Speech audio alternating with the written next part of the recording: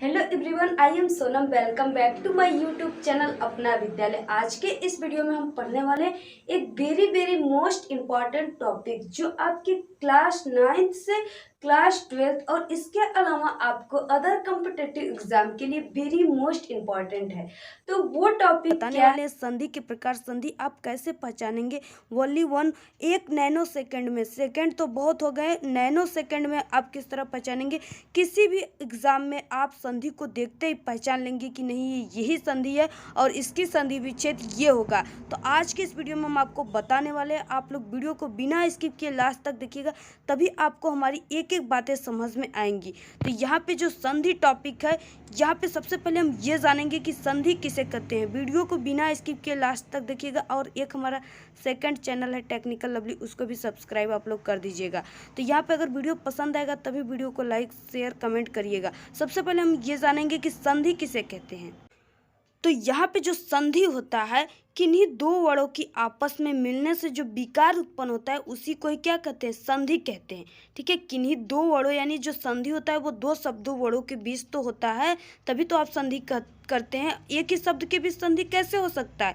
इसीलिए किन्हीं दो वर्णों की आपस में मिलने से जो विकार उत्पन्न होता है उसे ही क्या कहते हैं? संधि कहते हैं। अब यहाँ पे हम जानेंगे कि संधि कितने प्रकार का होता है। आप लोग पहले से ही जानते होंगे, पिछली कक्षाओं से ही जानते होंगे कि जो संधि होता है वो 3 प्रकार का होता है: स्वर संधि, व्यंजन संधि और विसर्ग संधि। तो यहाँ पे हम जानने वाले हैं कि स्वर संधि के प्रकार कितने होता है। तो स्वर संधि जो होता है वो टाइप्स ऑफ 5 होते हैं। स्वर संधि 5 प्रकार के होते हैं। पहला होता है दीर्घ संधि, गुण संधि, यड़ संधि और वृद्धि संधि और अयाधि संधि। ये 5 प्रकार के संधि होते हैं, जिसमें से जो पहला संधि को पढ़ेंगे हम दीर्घ संधि। इसे आप किस तरह अपने एग्जाम में पहचानेंगे कि ये दीर्घ संधि है और किस तरह इसकी संधि विच्छेद यहाँ पे करेंगे। अगर आपके बोर्ड एग्जाम में आ गया दीर्घ संधि किसे कहते हैं, तो सबसे पहले हम ये जानेंगे कि ये दीर्घ संधि किसे कहते हैं। इसको ट्रिक से कैसे याद करेंगे? तो यहाँ पे ट्रिक देखिए जो रहा वो रहा कि शब्दों के बीचों बीच आ, ई और बड़ा ऊ यानी कि बड़ा। दीर्घ मीन्स क्या होता है? बड़ा होता है। दीर्घ का मतलब क्या होता है? बड़ा, यानी जो भी इसमें मात्राएं हो पाई जाएंगी वो बड़ा पाया जाएगा। तो शब्दों के बीचों बीच आ क्या है? बड़ा है। बड़ी ई और बड़ा ऊ, ठीक है, होता है तो वह दीर्घ संधि होता है। जैसे यहाँ पे हो गया गिरीश में क्या होगा? गिरी प्लस ईस यानी छोटा ई प्लस बड़ा ई बराबर बड़ा ई है। देवांध, ठीक है, देवांध में क्या है? इसमें देख रहे हो आपकी आ की मात्रा है, वह पर क्या है? आ की मात्रा है, इसलिए दीर्घ संधि है। और यहाँ पे भानुद्य, इसमें क्या है? नू जो है उसमें बड़ा ऊ का मात्रा है, इसलिए ये दीर्घ संधि है। यहाँ पे आप समझ गए। इसके अलावा भी और भी आपको एग्जाम्पल हम देंगे। जैसे यहाँ पे आ गया देवार्चना, ठीक है, तो इसमें भी क्या है? वहाँ पे क्या है? बड़ा है, ठीक है, बड़ा डंडा है, इसलिए यहाँ पे दीर्घ संधि होगा। जैसे यहाँ पे परीक्षार्थी, तो इसमें क्या है? बड़ी की मात्रा है, तो इसलिए ये दीर्घ संधि होगा। फिर उसके बाद जैसे यहाँ पे हो गया यहाँ पे भूस्मा, ठीक है, या वधु प्रकार या वधु प्रकार, तो इसमें भी आप देख रहे हो कि बड़ा ऊ का मात्रा है, यानी कि ये दीर्घ संधि हो गया। दीर्घ मीन्स क्या होता है? बड़ा। आप समझ गए ये ट्रिक, आई होप। ग्रीस, ठीक है, यहाँ पे क्या हो गया? ग्रीस। तो इसमें आप देख रहे हैं कि जो री पे, ठीक है, री पे क्या है? जो इसमें देखिए बीच वाले शब्दों से मतलब रखा है, ठीक है, बीच वाले शब्दों में संधि में जब भी रखोगे आप तो बीच वाले शब्दों से बस इसके मतलब रखेंगे। तो यहाँ पे आप देख रहे हो कि गिरीश यानी कि री में क्या है? बड़ी ई की मात्रा है, इसलिए दीर्घ संधि। फिर उसके बाद नेक्स्ट संधि जो है वो गुण संधि। गुण संधि को आप किस तरह अपने बोर्ड एग्जाम में बस देखते ही पहचान लेंगे कि ये गुण संधि है। किस तरह? यहाँ पे ट्रिक, शब्दों के बीचों बीच ए और ओ अथवा अंतिम वर्ण में की मात्रा हो तो उसे गुण संधि कहते हैं। गुण संधि का एग्जाम्पल जैसे सुरेंद्र, ठीक है, यहाँ पे आप देख रहे हो कि सुरेंद्र में जो रेंद्र है यानी बीचों बीच जो शब्द है उसमें एक ही मात्रा है, इसलिए ये गुण संधि है। फिर उसके बाद यहाँ पे सहोदर, सहोदर यानी हो में क्या है? ओ की मात्रा है, इसलिए ये गुण संधि है। देवर्षि, इसमें भी क्या है? दे पे क्या है? द पे यानी डंडे पर एक चुंडी रहेगा तो उसे गुण संधि कहेंगे। अगर डंडे पर ओ या एक डंडा है, ठीक है, डंडे पर ओ हो यानी एक चुंडी हो तो उसे गुण संधि कहते हैं। ठीक है, तो यहाँ पे सुरेंद्र पे क्या है, रेप र पे क्या है, एक चुंडी है, इसलिए ये गुण संधि है। फिर उसके बाद नीचे भी आपको एग्जाम्पल मिलेंगे, सोमेश, ठीक है, ये भी सो पे क्या है, ओ की मात्रा है, गुण संधि है। कमलेश, ले पे क्या है, ए की मात्रा है, एक चुंडी है, ये गुण संधि है। उमेश, ठीक है, इस तरह प्रकार, इस पे भी ओ की मात्रा है। तो इस तरह आप गुण संधि को पहचान लेंगे। फिर उसके बाद हम देखेंगे अपनी अगली संधि। आपको समझ में आ रहा होगा, मुझे तो लग रहा है आ रहा है या नहीं, कमेंट में ज़रूर बताइएगा। तो यहाँ पे आप देखेंगे यड़ संधि। अगर यड़ संधि बोर्ड एग्जाम में या किसी भी एग्जाम में आ गए तो आप जादू से उसको कैसे कर लोगे, कैसे पहचानेंगे कि आप यड़ संधि है। ट्रिक देखिए, ट्रिक, इसके बाद ट्रिक है शब्द के बीचों बीच अगर य और व से पहले आधा वर्ण आए अथवा बीचों बीच त्रक हो तो वह क्या होगा, यड़ संधि होगा। ठीक है, आपके चाचा जी नहीं होंगे, यड़ संधि होगा। तो यहाँ पे देखिए रहा पहला एग्जाम्पल, अत्याचार। यहाँ पे आप देख रहे हैं कि अ और य यानी दो शब्दों के बीच में क्या आया हुआ है, आधा त आया हुआ है। यहाँ पे हमने बताया आपको कि पहले आधा वर्ण आया हो। ठीक है, दो शब्दों के बीच क्या हो, बीचों बीच य और व हो या उससे पहले क्या हो, आधा वर्ण आया हो। तो यहाँ पे अत्याचार में त क्या है, आधा वर्ण है, इसलिए ये यड़ संधि है। फिर यहाँ पे अपव्यय, यहाँ में भी अ और य के बीच क्या आया हुआ है, वह क्या है, आधा शब्द है, आधा वर्ण है, इसलिए ये यड़ संधि है। फिर उसके बाद आपको हम नीचे भी एग्जाम्पल दिखाते हैं।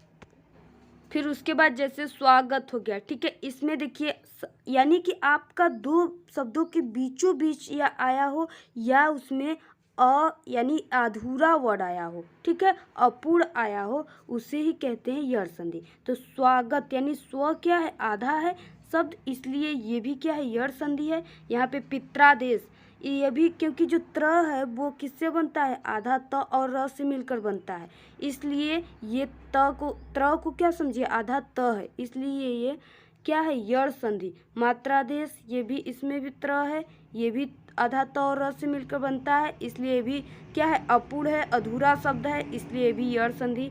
मात्राज्ञ, ये भी यड़ संधि है। फिर उसके बाद देखेंगे नेक्स्ट, उसके बाद यहाँ पे नेक्स्ट है वृद्धि संधि। वृद्धि यानी क्या होता है, इसमें कुछ शब्दों यानी कुछ मात्राओं का वृद्धि हो जाता है, उसी को कहते हैं वृद्धि संधि। यानी शब्द के बीचों बीच अ और ए की मात्रा होती है। यानी यहाँ पे आप देख सकते हो जैसे कि दीर्घ संधि था, उसमें ओ और ए की मात्रा थी, और यहाँ वहाँ पे क्या था, डंडे पर एक एक चुंडी थी और यहाँ पे डंडे पे दो दो चुंडी है, इसलिए यहाँ पे शब्द के बीचों बीच यानी आप समझिए कि दो चुंडी आया हो किसी भी शब्द पे तो वो हो गया वृद्धि संधि, यानी कि यहाँ पे मात्राओं की वृद्धि हो जाती है। तो यहाँ पे अ और ए की मात्रा होती है, उसी को कहते हैं वृद्धि संधि। जैसे एग्जाम्पल में यहाँ पे देखिए सदैव, ठीक है, सदैव में क्या है, दै पर क्या है, दो चुंडी है, इसलिए यहाँ पे आपको वृद्धि संधि होगा। फिर उसके बाद यहाँ पे दिया हुआ है महोषधि, ठीक है, महोषधि में क्या है कि इसमें भी हौ पर औ की मात्रा है, इसलिए ये वृद्धि संधि है। उसके बाद आपको नीचे एग्जाम्पल जैसे एक, ठीक है, क पर क्या है, दो चुंडी है, इसलिए वृद्धि संधि है, यहाँ पे दिया हुआ है। फिर उसके बाद जैसे महेश्वर्य, ठीक है, इस पे ह पे क्या है, दो चुंडी है, इसलिए वृद्धि संधि है। तो इस तरह के आपको एग्जाम्पल अगर आएंगे बोर्ड एग्जाम में तो आप देखते ही समझ जाइएगा कि ये कुछ नहीं ये मेरे अंकल ने वृद्धि संधि है। ठीक है, फिर उसके बाद देखेंगे नेक्स्ट जो संधि है वो आप सभी लोगों के लिए होने वाला है वेरी इंपॉर्टेंट, जो कि ये संधि बहुत ही इंपॉर्टेंट है और ये आपके क्लास 12th में भी आते हैं। तो ये है अयादि संधि। अयादि संधि किसे कहते हैं, ट्रिक देखिए, शब्द के बीचों बीच य और व होता है तो उसे अयादि संधि कहते हैं। जैसे ये जो अयादि संधि होता है वो अक्सर तीन शब्द का ही होता है। यहाँ पे देखिए जैसे नयन, नयन क्या है, तीन शब्द का है, इसमें आप देख रहे हो कि य बीच में है, इसलिए ये अयादि संधि है। फिर उसके बाद नीचे जैसे पवन, पवन में क्या है, वो शब्द आए तो वो अयादि संधि आप पहचान कर तुरंत बिना दिमाग लगाए ही लिख सकते हो, कुछ ही सेकेंडों में। फिर यहाँ पे जैसे नयन, शयन, नायक, ठीक है, नायक भी आ जाए जैसे, यानी कि पहले में आ की मात्रा नायक यानी कि य आना चाहिए, ठीक है। वो अगर य आ गया 3 शब्दों के बीच तो यहाँ पे अयादि संधि होगा, जैसे गायक, पावन, ठीक है। इस तरह के शब्द आए तो अयादि संधि होंगे। तो ये हो गए हमारे संधि जो कि काफ़ी इम्पॉर्टेंट है। आप लोग इसको बिल्कुल तैयार कर लीजिए, ये इससे सरल ट्रिक और टिप्स कहीं नहीं मिलेंगे, इसलिए आप लोग इसको संधि को बिल्कुल तैयार कर लीजिए। आई होप कि आपको हमारी एक एक बात समझ में आई होगी और इस वीडियो को देखने के बाद आप मास्टर बन गए होंगे संधि निकालने का। तो आज के इस वीडियो में इतना ही। इस वीडियो में इतना ही। हमारे अपना विद्यालय यूट्यूब चैनल पे क्लास 12th के आल सब्जेक्ट की स्टडी कराई जाती है और कई इंपॉर्टेंट बोर्ड एग्जाम से रिलेटेड कई इंपॉर्टेंट ट्रिक भी बताए गए हैं। अगर आप अभी तक अपना विद्यालय यूट्यूब चैनल के कई वीडियो को नहीं देखे, ट्रिक वगैरह को नहीं देखे, तो प्लीज आप लोग हमारे अपना विद्यालय यूट्यूब चैनल पे एक बार विजिट जरूर करें, ठीक है। तो आज के इस वीडियो में इतना ही। आपको ये वीडियो कैसा लगा? वीडियो पसंद आए तो एक बड़ा सा लाइक कर दे, चैनल को सब्सक्राइब करके बेल आइकन को जरूर प्रेस कर दे। Thank you, all the very best, bye bye.